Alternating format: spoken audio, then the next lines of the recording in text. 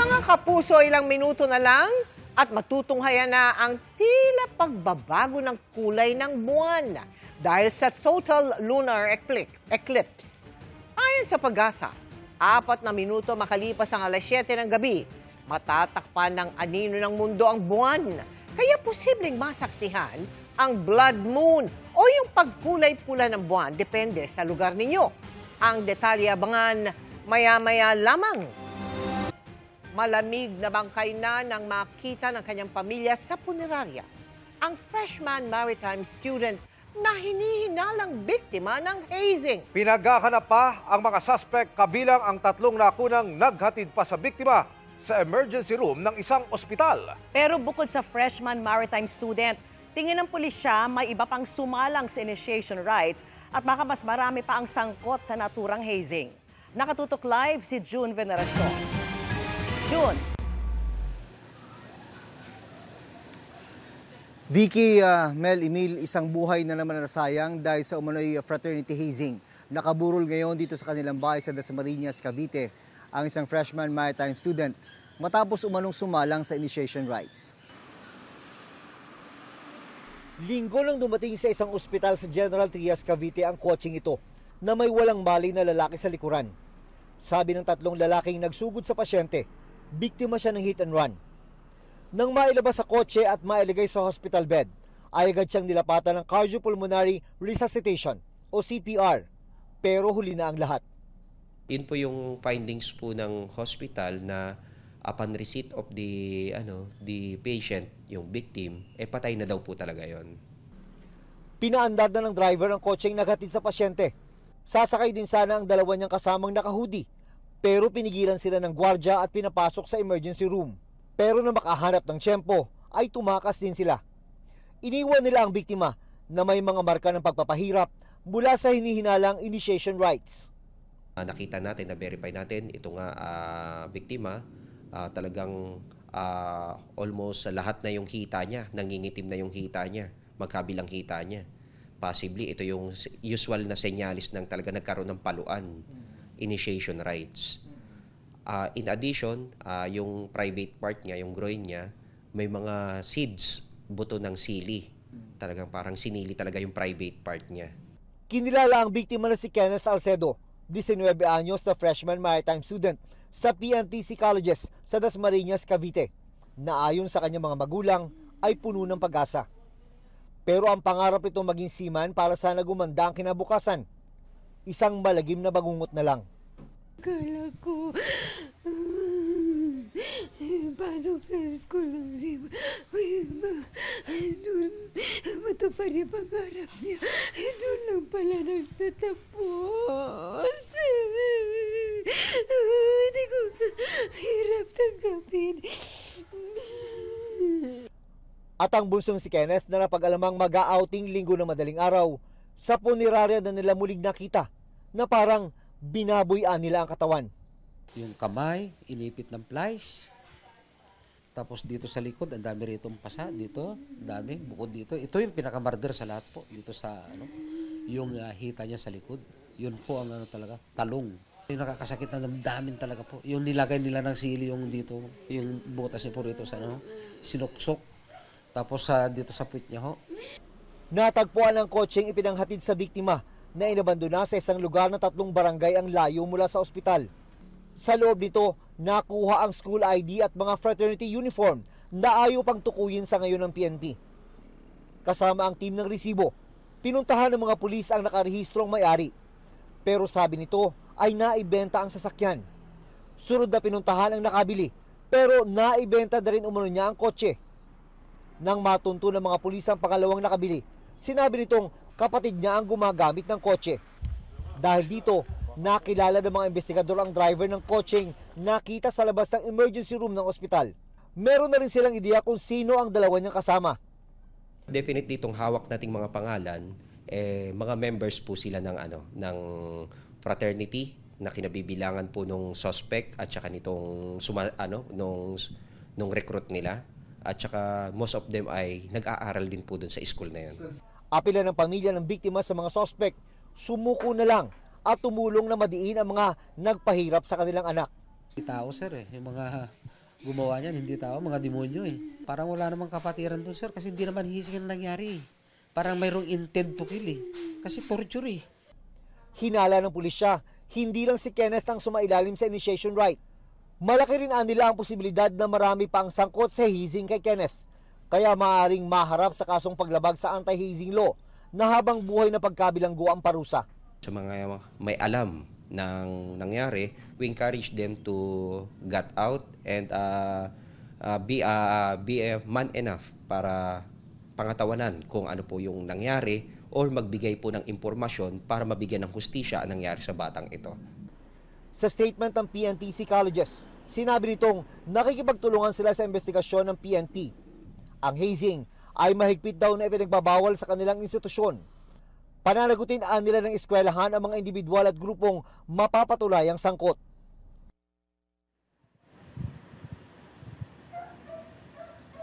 Bigyan naniniwala ang General Trias PNP na posibleng dito rin sa bayan ng Dasmariñas nangyari yung initiation rites. Nagkataon lang daw na dinala ang biktima sa isang ospital sa General Trias. Babala ng PNP sa kung sino man ang nagmamayari sa pinagdausan ng initiation rites, maaari din siyang managot sa batas sa ilalim ng anti-hazing law.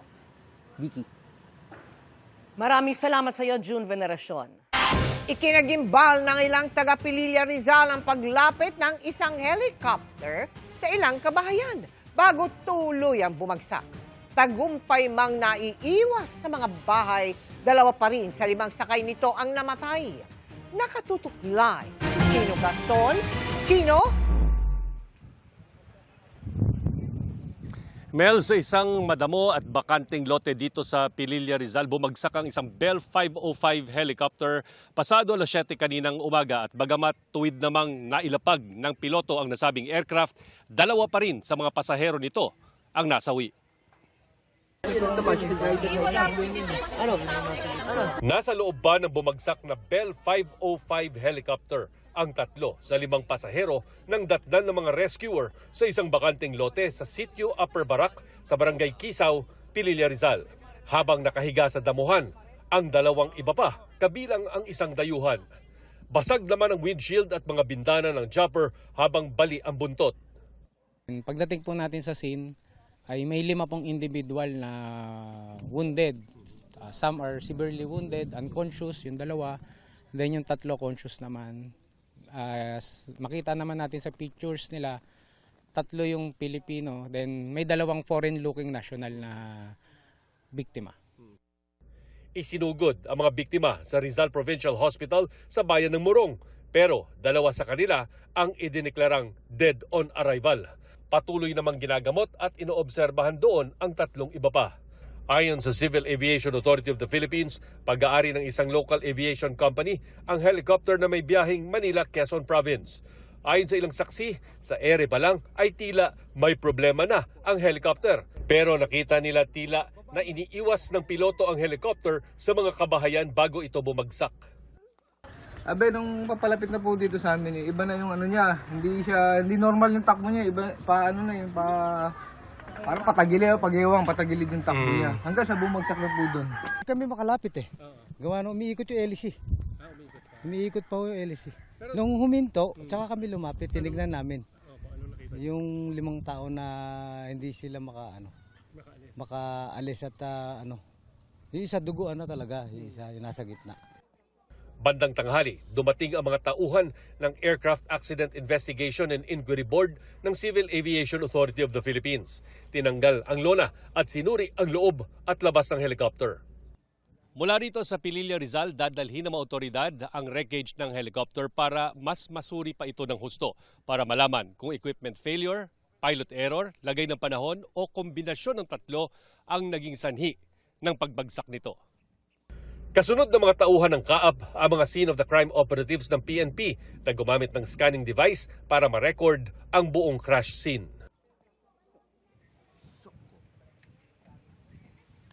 Mel, sa huling impormasyon ng Pililla PNP ay napag-alaman na 2 sa 5 pasahero ng nasabing helicopter ay pawang mga Malaysian nationals na papunta sa ng Quezon Province. Samantala, napag-alaman din na 2 sa 3 survivors ng pagbagsak ng helicopter ay nailipat na sa Cardinal Santos Hospital dyan sa Metro Manila. Mel. Maraming salamat sa iyo, Chino Gaston. Inusisa ng House Justice Committee ang mga batayan ng ikatlong impeachment complaint laban kay Vice President Sara Duterte. Sa isang punto ng pagdinig, nagbigay ng komento ang isang kongresista tungkol sa isang aktres. Nakatutok live si Tina Panganiban Perez. Tina! Emil, isa-isang tinalakay ng House Committee on Justice ang grounds for impeachment sa third impeachment complaint laban kay Vice President Sara Duterte nang simulan ang deliberasyon sa sufficiency in substance kanina. Meeting of the Committee on Justice is hereby called to order. Tinalakay isa-isa ng House Committee on Justice ang basehan kung bakit nais ipa-impeach si Vice President Sara Duterte. Una rito, ang kaugnay sa 500 million peso confidential funds ng Office of the Vice President noong 2022 at 2023 at sa 112.5 million peso confidential funds ng DepEd ng kalihim siya nito noong 2023. Meron hong testimonya na sinasabi na yung mga yon, yung mga funds na yon ay hindi naman talaga nagamit dun sa mga dapat ipaggamit ng confidential funds. Nakita natin yung mga acknowledgements receipts ng mga which appear to be questionable and fictitious names. These were approved by the Vice President herself. May pirma siya sa certain documents as attached. No allegations is made that the respondent received the funds or personally benefited, which is very important, yung personal benefit. Hindi naman ho kailangan ng personal benefit sa malversation. In fact, marami pong mga nasasakdal ngayon sa Sandigan Bayan. All they did was basically just sign into the disbursement vouchers, sign into the bidding documents. Nakapila ho sila doon ngayon, nakapiit ho sila sa mga kaso on malversation kahit sinasabi na wala ho silang personal benefit. Sa issue ng confidential funds, idinidikit ang affidavit ng nagpakilalang dating aide ng bise na si Ramil Madriaga na umaming nag-deliver siya ng pera sa ilang individual sa utos daw ng bise. Ang utos, ipinarating daw ni Colonel Raymond Lachica, ang dating head ng Vice Presidential Security and Protection Group. So ito na po yung sagot sa tanong kung saan po napunta yung pera na binigay kay Lachica. Base po ito sa affidavit ni Madriaga. Hinihinga namin ng reaksyon dito sila Chika, pero dati na niyang itinanggi ang alegasyon. Pagdating sa pangalawang ground na konektado sa confidential funds ng Department of Education noong panahong nakaupo bilang kalihim si Duterte at sa third ground kaugnay sa umunoy panunuhol sa ilang opisyal ng DepEd, nagtalo ang ilang kongresista kung sakop ba ito ng impeachment o hindi. Sabi kasi ng ilang kongresista, hindi naman daw impeachable official ang DepEd Secretary. Section 2 of Article 11 enumerates the officials that will be impeached. I cannot see here the Secretary of DepEd to be impeached. In other words, Madam Chair, these allegations about actuations of Vice President Sara as a duly appointed Secretary of Education is not within the jurisdiction of an impeachment court. Pero pagkontra ng ilan, hindi pwedeng ihiwalay ang pagiging VP at pagiging DepEd Secretary ni Duterte dahil iisang tao lang siya. Hindi ho pwedeng gano'n na kung ano lang ang ginawa bilang VP, hindi yung as a DepEd Secretary, even if these are related in terms of modus, in terms of pattern, in terms of system, ay hindi na dapat cognizable by an impeachment proceeding before the House Committee. Otherwise, I can just commit violations, I can just commit offenses and skirt accountability. You are now recognized. Nagpakita rin ng video si De Lima mula sa isang hearing ng Kamara noong 19th Congress bilang suporta sa umano'y panunuhol sa ilang DepEd official, pati na video ng bise na umano'y pinagbantaan ang Pangulo, First Lady at dating Speaker. May kinausap na ako na tao. Sinabi ko sa kanya, kapag pinatay ako, patayin mo si BBM, si Lisa Araneta at si Martin Romualdez. No joke. No joke. Common sense dictates that if you are really serious in killing someone, you do not announce it to the whole world. That amounts to a credible threat against the President, the First Lady, and the Speaker. Words from someone in her position carry weight. It can intimidate other officials, it can influence decision, and even undermine public trust. Para sa panlimang ground tungkol sa umano'y unexplained wealth at hindi pagdedeklara ni Duterte ng lahat ng ari-arian niya sa kanyang SALN, sabi ni De Lima, balak niyang ipasabpina ang SALN at bank records ng bise sa hearing proper. Nagpalabas din si De Lima ng video ng bise sa ilang rally at press conference para suportahan ang pang-anim na ground tungkol sa umano'y pagkakasangkot ni Duterte sa political destabilization, sedition at insurrection. Pero ipinunto ni Quezon City Representative Bong Suntay na hindi pwedeng parusahan ng isang tao dahil lamang sa kanyang iniisip. Sa paglalarawan niya sa kanyang punto, may sinabi si Suntay na inalmahan ng ilang kongresista dahil sa pagiging offensive umano sa kababaihan. Alam mo, minsan nasa Shangri-La ako, nakita ko si Ann Curtis. Ang ganda-ganda pala niya. You know, may desire sa loob ko na nag-init talaga. Na-imagine ko na lang kung anong pwedeng mangyari. Pero siyempre, hanggang imagination na lang yon. Pero di naman siguro ako pwedeng kasuhan dahil kung ano-ano yung na-imagine ko eh. Madam Chair, I would like to have those statements stricken from the record. Madam Chair, There is Happy nothing Women's Month. sexual dun sa sinabi ko. Nothing immoral. It's just, I said, may na-imagine ako. I think there is nothing wrong. Sa botong 13 yes, 2 no at 2 abstain, binura ang komento ni Suntay tungkol sa aktres na si Ann Curtis. The Chair Yes. would like to state that if the manifestation of the justice member offends the sensitivity of the justice members, then it means that we are crossing the boundaries already. Madam Chair. After all, we rule here by the judgment of the justice members. Natapos na ngayong araw ang deliberasyon sa sufficiency in substance ng third impeachment complaint laban kay Vice President Sara Duterte.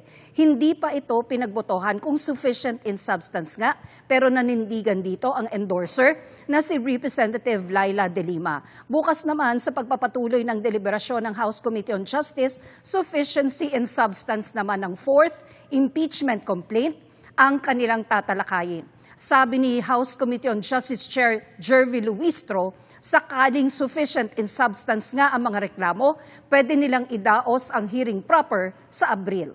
Emil? Maraming salamat, Tina Panganiban Perez.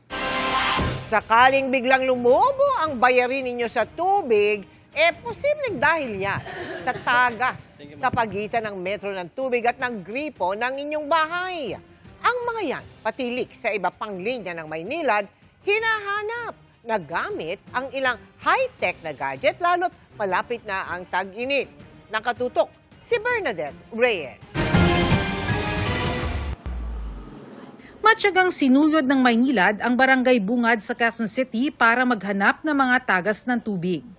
Gamit ang mga makabagong teknolohiya tulad na lamang nitong tinatawag na electronic listening stick, nalalaman ng mga kawani ng Maynilad kung meron bang tagas ng tubig sa isang lugar, halimbawa na lamang dito sa Barangay Bungad sa Quezon City. Kapag meron silang na-detect na leak, maririnig natin dapat gamit ang ating listening device ang tila malakas-lakas na agos ng tubig. Sa Barangay Paltok, gumamit naman ng tethered leak detection equipment para mabilis ding mahanap ang tagas. Meron tayong 500 mm diameter na steel pipe na ini-inspect ngayon. Using yung aparato sa loob, nakikita natin visually kung may senyales ng leaks o tagas yung linya. And at the same time, kamukha ng ginawa natin kanina, naririnig din natin. Noong nakaraang taon, mahigit 250 million liters per day na tubig ang na-recover sa ganyang operasyon. Halos doble yan ang kayang isupply ng Putatan Water Treatment Plant kada araw, na kayang magserbisyo sa 1.8 million customers. Bago isa pribado, 67% ng tubig na pinoproseso ng Maynilad ang hindi na umaabot sa mga consumer dahil sa mga tagas o non-revenue water. Pero bumaba na sa 30.7% noong 2025 at target na pababain pa. Bukod sa paggamit ng bagong teknolohiya para mahanap ang mga tagas, tuloy-tuloy rin ang pagpapalit ng mga lumang tubo.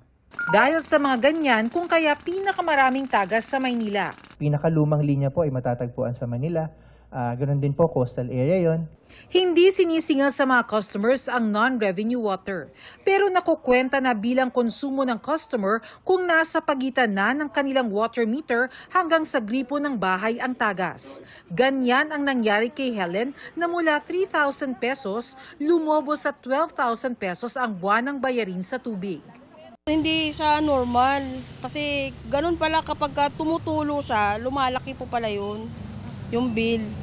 Parte po ito ng paraan o ginagawa ng Maynilad para makonserve ang ating tubig dahil limited nga po ang ating resource.